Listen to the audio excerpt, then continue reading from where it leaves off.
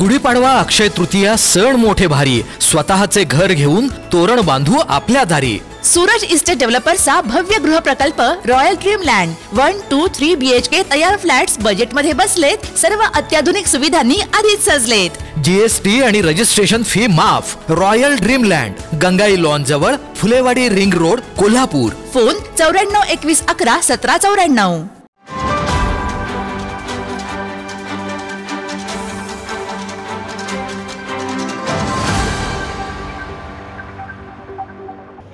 आणि महाराष्ट्रामध्ये महायुतीचं शासन येत असताना ज्या मतदारसंघानं राधानगरी भुदरगडमधनं जो भगवा सुसाट महाराष्ट्राच्या चौदिशेला सुटला आणि खऱ्या अर्थानं महाराष्ट्रानं कधी पाहिलं नव्हतं इतकं घवघवीत यश महाराष्ट्राचे मुख्यमंत्री एकनाथजी शिंदे साहेबांच्या नेतृत्वाखाली महाराष्ट्रामध्ये निवडून आले।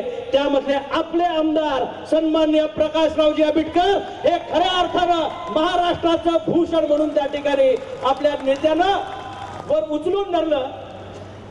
त्यांच्या ह्या आभार कार्यक्रमाच्या निमित्तानं स्वतः राज्याचे तत्कालीन मुख्यमंत्री आणि आत्ताचे उपमुख्यमंत्री आम्हा सर्वांचे नेते आदरणीय एकनाथजी शिंदे साहेब आज आपल्या भेटीसाठी आलेत। साहेब, रेकॉर्डवर आज तुम्ही उपमुख्यमंत्री शासन म्हणत असेल, पण जनतेच्या मनातला मुख्यमंत्री कोण असेल तर तो एकनाथ संभाजी शिंदे हा जनतेच्या मनातला मुख्यमंत्री। आणि मला मुद्दामून सांगितलं पाहिजे, हु इज एकनाथ शिंदे पासून सुरू झालेला प्रवास जगाच्या गुगलनं रेकॉर्ड मोडलं होतं। एकनाथ शिंदे साहेब कोण आहेत हुडकत होते।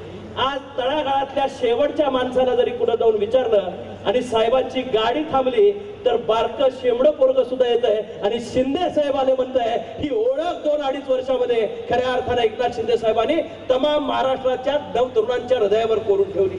आज साहेब आपण आभार मानायला आलाय, खरं आम्ही तुमचे आभार मानले पाहिजे। आंधळा मागतोय 1 डोळा आणि देव देतोय 2 डोळे।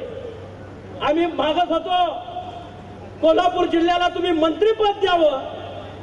आपण प्रकाशरावांच्या रूपानं मंत्रिपद तर दिलंच, पण पहिल्यांदा स्वातंत्र्यानंतर या तालुक्याला मंत्रिपद मिळालं आणि पालकमंत्रीपद पण मिळालं।